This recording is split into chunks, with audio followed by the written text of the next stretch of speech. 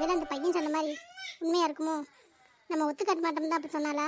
நம்ம ஃப்ரெண்ட்ஸாக தானே பழகுறோம், எல்லாத்தையும் நம்மகிட்ட ஷேர் பண்ணுவாளே, இதை மட்டும் எப்படி சொல்லாமல் விட்டா?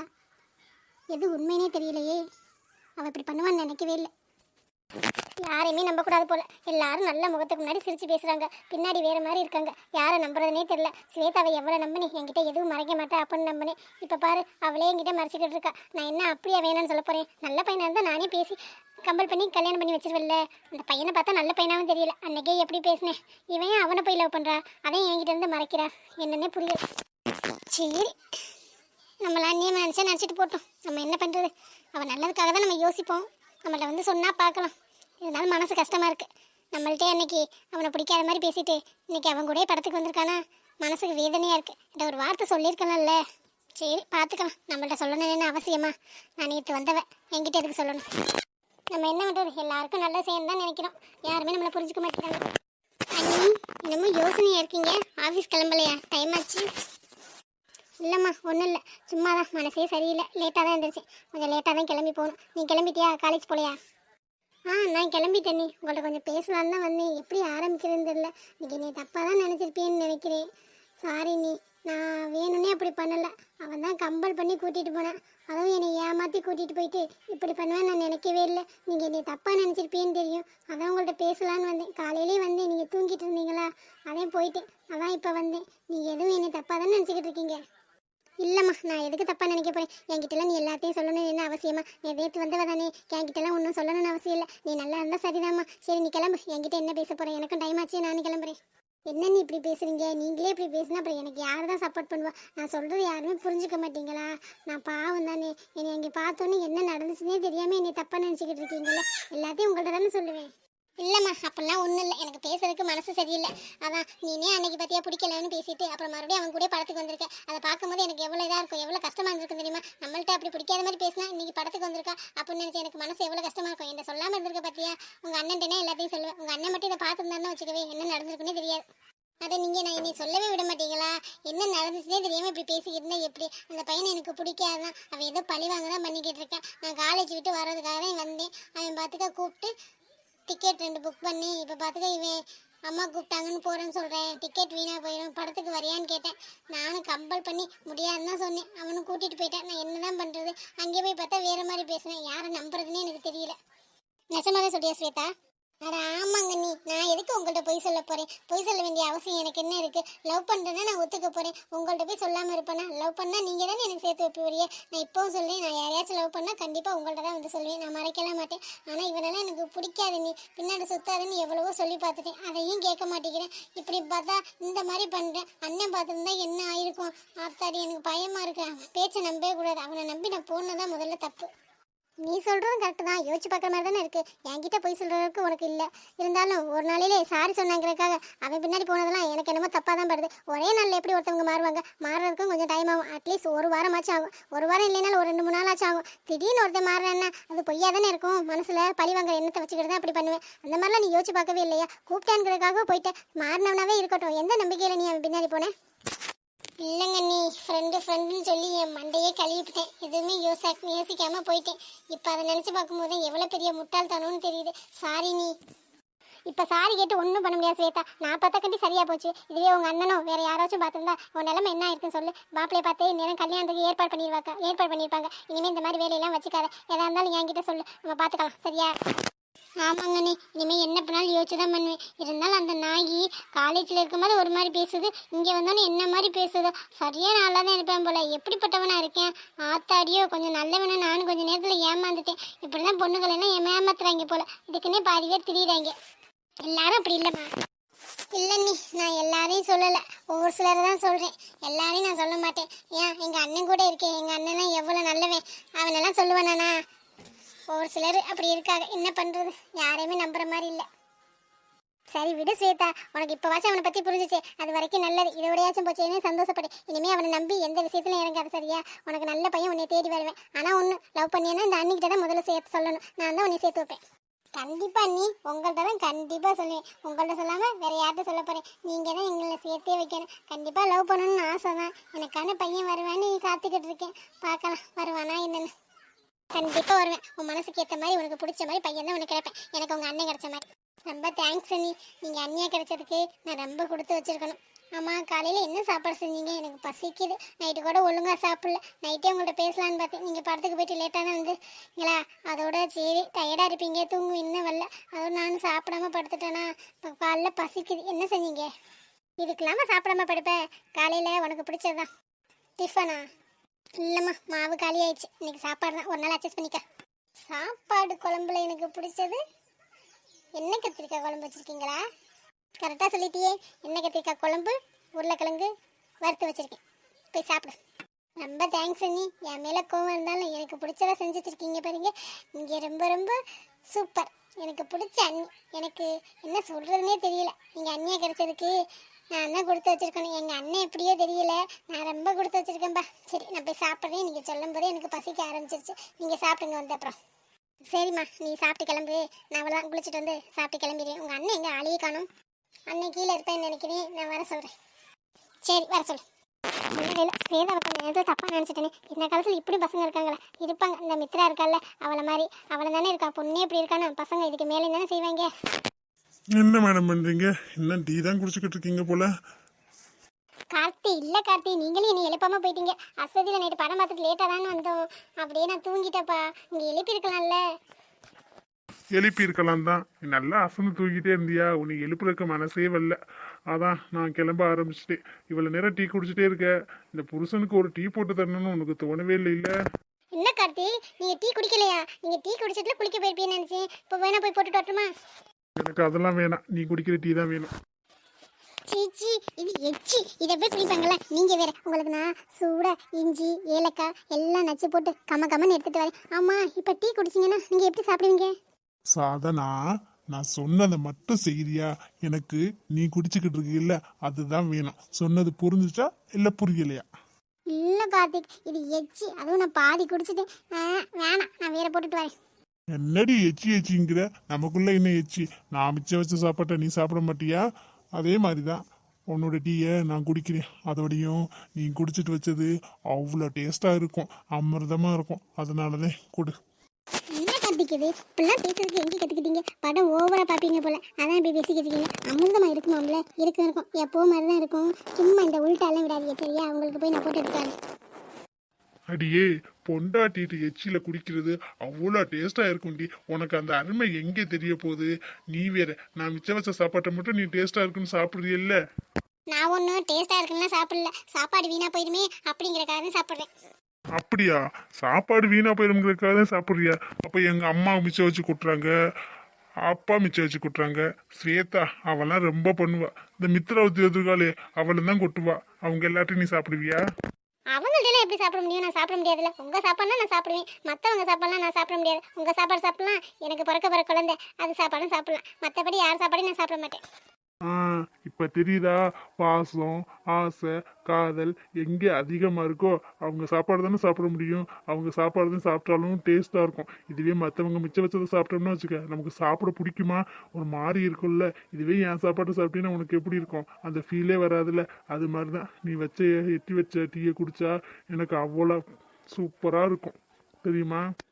அதுக்கெல்லாம் நான் இல்லைப்பா, வேற ஆளை பாருங்க. நான் முக்கால்வாசி குடிச்சிட்டேன். அதில் இல்லை, அடியில் தூள் வேணா கிடக்கு, அதை வேணா குடிங்க வடிகட்டி. கொழுப்பு உனக்கு அதிகமாயிடுச்சுடி. அப்புறம் இன்னைக்கு குழம்பு சூப்பரா இருந்துச்சு. ஸ்வேதாக்கு பிடிச்ச மாதிரியே வச்சிருக்க. கத்திரிக்காய் நிறைய கிடந்துச்சுப்பா, குட்டி குட்டியாக கிடந்துச்சா. ஸ்வேதா ஞாபகம் வந்துச்சு. அவளுக்கு என்ன கத்திரிக்காய் பிடிக்குமே, நல்லா சாப்பிடுவாளா, அதனால தான் செஞ்சேன். ஸ்வேதாக்கெல்லாம் பார்த்து பார்த்து செய்யற, என்னைய மறந்துட்ட. எனக்கு பிடிச்ச செஞ்சு தர மாட்டியா? என்ன கார்த்திக் இப்படி சொல்லிவிட்டீங்க? உங்களுக்கு என்ன வேணும் சொல்லுங்க. சிக்கன் மட்டன் வேணுமா, பிரியாணி வேணுமா, இல்லை தொக்கு என்ன வேணும், இல்லை சுக்கா ஏதாச்சும் வேணுமா?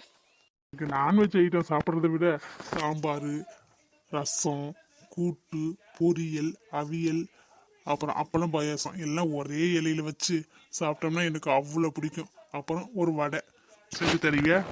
கும்பிடுதானா? இது ஒரு பெரிய மேட்ரா? விடுங்க, செஞ்சுட்டா போச்சு. இந்த வீக்கெண்ட் அவளெல்லாம் செய்ய கொஞ்சம் டைம் எடுக்கும்ல, அதனால பொறுமையாக தான் செய்யணும். இந்த வீக்கெண்ட் மதியம் சுட சுட தலைவாழையில போட்டு உங்களுக்கு விருந்து வைக்கிறேன். என்னடி சாப்பாடு விருந்து மட்டும்தானா? பின்ன என்ன வைப்பாங்க? இல்லடி, வேற ஏதாச்சும் எதிர்பார்க்குறேன். அதெல்லாம் பார்த்துக்கலாம். இந்த அப்பா ஜாதகத்தை எடுத்துக்கிட்டு போறேன்னு சொன்னாரு. வந்து ஒரு வார்த்தை கூட சொல்லலையே. இருக்கட்டும், அப்பாவை வச்சுக்கிறேன். சரி கார்த்திக், இப்படியே நம்ம பேசிக்கிட்டே இருந்தோம்னு வச்சுக்கோங்க, பொழுதுக்கு ஏதாச்சும் பேசிக்கிட்டே இருப்போம். நம்ம போய் குளிச்சுட்டு வந்து கிளம்புறேன். நீங்கள் சாப்பிட்டீங்களா? என்ன எதுவும் குழம்பு வாட காலையிலேயே இழுத்துட்டு போயிடுச்சு, அதனால சாப்பிட்டேன். நீ வேகமா கிளம்பிட்டு வா, போலாம். நான் வெயிட் பண்றேன். சரிங்கப்பா இப்போ போகலாம். என்னங்க இது இவ்வளோ பூ வாங்கிட்டு வந்திருக்கீங்க? என்ன பூக்கடை எதுவும் வைக்க போறீங்களா? எதுக்கு இம்புட்டு பூ? யாருக்கு? உங்கள் மருமகளுக்கு தானா? இம்புட்டு பூவை தலையில் வைக்க அவ்வளோ முடியா இருக்கு அவளுக்கு. என்ன 6 அடி கூந்தலா வச்சிருக்கிறது இத்தனை முடி, அதுவும் பாப் கட்டிங் மாதிரி வச்சிருக்கா. அவளுக்கு போய் இவ்வளோ பூ வாங்கிட்டு வந்திருக்கீங்க? ஃப்ரிட்ஜுக்குள்ள வச்சாலுமே வாடி போயிருமே. பூ கடையா வைக்க போறியே? என் மருமகளுக்கு தாண்டி வாங்கிட்டு வந்து கரெக்டாக தான் சொல்லியிருக்கேன். ஆனால் பூ கடையெல்லாம் வைக்கிறதுக்கு இல்லை. பின்ன எதுக்கு வாங்கிட்டு வந்தீங்களா? ஆமாம், உன் கூட உனக்கு தெரியுமே அல்ல கை, எங்க அது? அல்ல கையா? யாரை சொல்றீங்க? மித்ராவையா? ஆமாம், அவளை தான் சொல்கிறேன். எங்க அவ ஆஃபீஸ் கிளம்பிட்டாளா? கிளம்பிக்கிட்டே இருக்கா. எதுக்கு கேட்குறீங்க? இல்லை அவள்கிட்ட கொஞ்சம் பேசணும், அதான். என்னங்க சொல்றீங்க? மித்ராட்ட பேசணுமா? பரவாயில்லையே, உங்க மனசு மாறிடுச்சே. இப்போச்சும் உங்களுக்கு புத்தி வந்துச்சு. ஓ, இந்த பூல பாதி மித்ரா கொடுக்கலானா? கொடுங்க. அவளும் ரொம்ப சந்தோஷப்படுவா. சரிங்க ஆண்டி, நான் கிளம்பிட்டேன். கிளம்பட்டுமா? அட மித்ரா, இருமா. உங்க மாமா உங்ககிட்ட ஏதோ பேசணுமா? எவ்வளோ பூ வாங்கிட்டு வந்திருக்காருன்னு பார்த்தியா? எல்லாம் உனக்காக தான், உங்ககிட்ட கொடுக்கணும் போல். ஆனால் என்ன, இந்த மனுஷன் சொல்லியிருந்தா கொஞ்சமாக வாங்கிட்டு வாங்க, அப்பப்போ வாங்கிக்கலாம்னு சொல்லியிருப்பேன். இவர் பார் மொத்தமாக வாங்கிட்டு வந்துட்டாரு. என்னம்மா பண்ணுறது? என்னங்க ஆண்டி சொல்கிறீங்க? அங்குள் எனக்காக தான் வாங்கிட்டு வந்திருக்காங்களா இவ்வளோ பூவும்? எனக்கு ரோஸ்னால் ரொம்ப பிடிக்கும் ஆண்டி. பிடிக்கும் தான். உன் மண்டையில் எங்கேயும் சொல்லி வச்சிருக்க? முடியவே கலர் பண்ணி வச்சிருக்க. இதில் எங்கே நீ வச்சுக்குவ? புள்ளைய போட்டு ஏதாச்சும் சொல்லிக்கிட்டேன். அவன் முடி அவன் என்னமோ கலர் பண்ணிக்கிறா. அதுவும் நல்லா தானே இருக்குது. பூவை கொடுங்க. என்னமோ பேசணும்னு சொல்லிவிட்டு சும்மாவே இருக்கியே. மித்ரா, இந்த அங்கிள் உனக்கு ஒரு வேலை சொல்லுவேன், கோச்சுக்க மாட்டியில்ல? நீ இந்த வீட்டில் ஒருத்தி நினச்சி தான் சொல்கிறேன். நீ ஏதாச்சும் கோச்சுப்பியன்னா சொல்லியிருப்பவே. நான் வேலையெல்லாம் சொல்ல மாட்டேன். என்னங்க இது? அவன் இந்த வீட்டு பொண்ணுன்னு நீங்கள் சொன்னீங்களே, உங்கள் வாயில் அந்த வார்த்தை வந்திருக்கே, அதுவே பெரிய விஷயம். வேலை செய்ய மாட்டோம்னு அவள் எப்போ சொன்னா? என்ன வேலையாக இருந்தாலும் சொல்லுங்கள், இழுத்து போட்டு செய்வாள். ஆமாங்க அங்கிள், நான் அந்த வீட்டில் ஒருத்தி நீங்கள் சொன்னதே எனக்கு ரொம்ப இதாக இருக்குது. என்ன வேலைன்னு சொல்லுங்கள், எனக்கு முடிஞ்ச அளவுக்கு நான் பார்த்துருவேன். ரொம்ப கஷ்டமான வேலையெல்லாம் இல்லைம்மா, ஈஸியான வேலை தான். நீ மட்டும் செய்ய வேணாம், நீனும் உங்கள் ஆண்டியும் சேர்ந்தே செய்யுங்க. இன்னைக்கு நீ ஆஃபீஸ் ஏற போறியே, லீவ் போடணுமே, உனக்கு ஒன்றும் பிரச்சனை இல்லைல்ல? அச்சோ அங்கிள், ஆஃபீஸ்க்கு லீவு தானே, அதெல்லாம் நான் சர்வ சாதாரணமாக போடுவேன். என்ன வேலைன்னு சொல்லுங்கள். போயிட்டு இல்லைன்னா மதியம் கூட வந்துடுவேன். இல்லையா, இப்போ பார்த்துட்டு மதியம் கூட போவேன். நீங்கள் என்ன வேலைன்னு சொல்லுங்கள். ஆஃபீஸ்லாம் ஒரு பெரிய மேட்ரா? நீங்கள் முதல்ல என்னை மருமகன்னு நினச்சி இந்த வீட்டு பொண்ணுன்னு நினச்சி வேலை சொல்கிறீங்க. நான் செய்யாமல் இருப்பேனா? அதுவும் ஆண்டி கூட இருப்பாங்கன்னு சொல்கிறீங்க. அப்புறம் என்ன, அதெல்லாம் நான் லீவ் போட்டுக்கிறேன். அதெல்லாம் எனக்கு ஒரு பிரச்சனையும் இல்லை. பார்த்தீங்களா மித்ரா, நீங்கள் என்னதே அவளை நோகடிச்சாலும் கஷ்டப்படுத்தி பேசினாலும் நீங்கள் ஏதாச்சும் சொன்னோன்னே டார்னு வந்து நிற்கிறா பார்த்தியலா? இப்போ வாச்சும் அவளை புரிஞ்சுக்கிட்டீங்களே, அது வரைக்கும் சந்தோஷம். படபடன்னு பேசாமல் என்னன்னு சொல்லுங்கள்.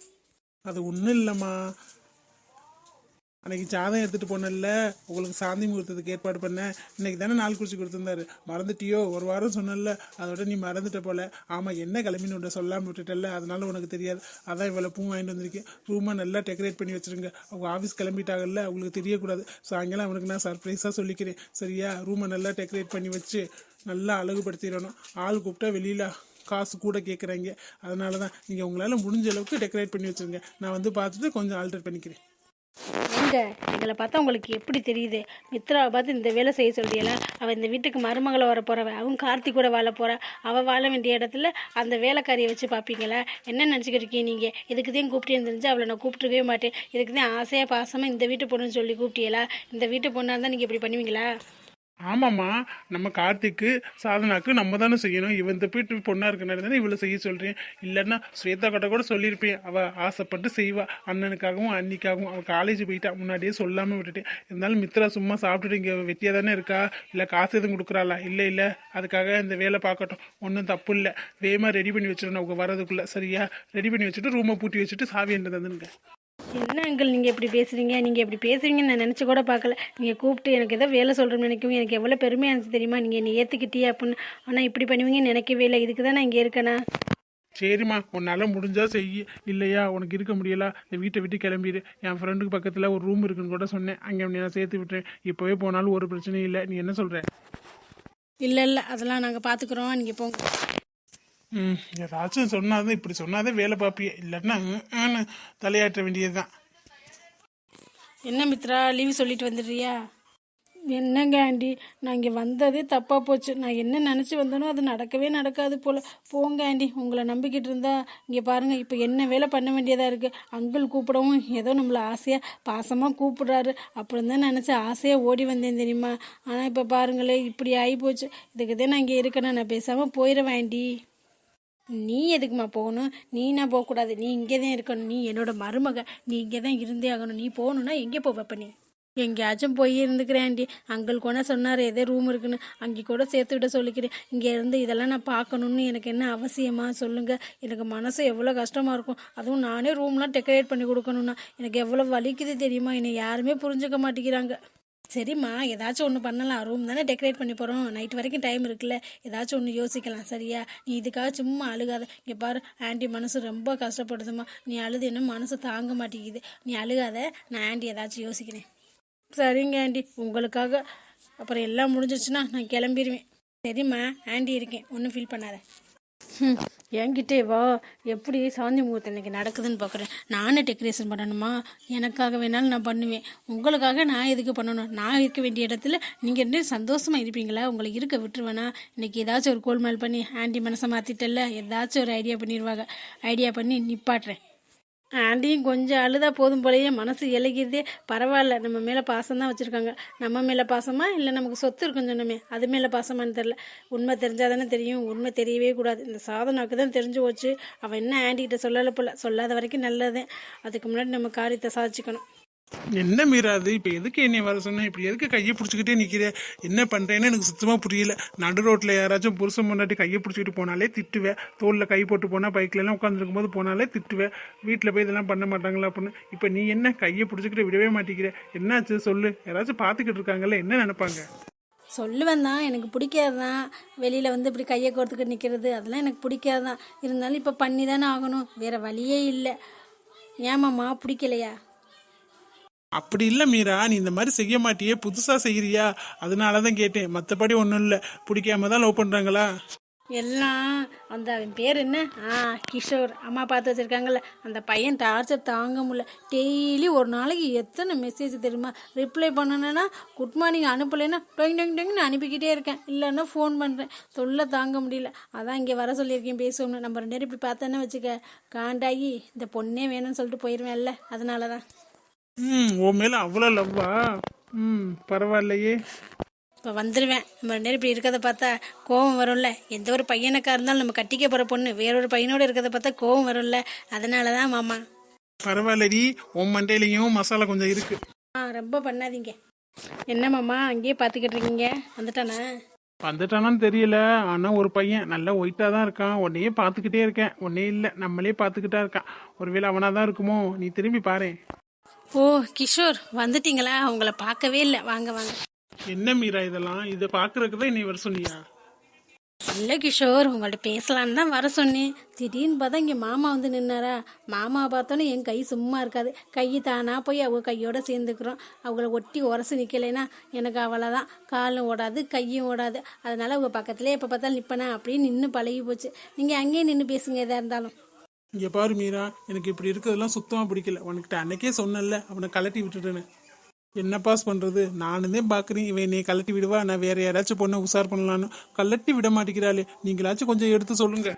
என்ன கிஷோர், இதுக்கெல்லாம் கோச்சிக்கலாமா? இதெல்லாம் ஜகஜம். கல்யாணத்துக்கு இன்னும் நாள் இருக்குல்ல, அது வரைக்கும் ஊர் சுற்றிட்டு அப்படியே வரனே. கல்யாணத்துக்கு அப்புறமும் தோணுச்சுனாலும் அப்படியே சுற்றிக்கிட்டு இருக்கேன். இதில் உங்களுக்கு ஏதாச்சும் பிரச்சனையா?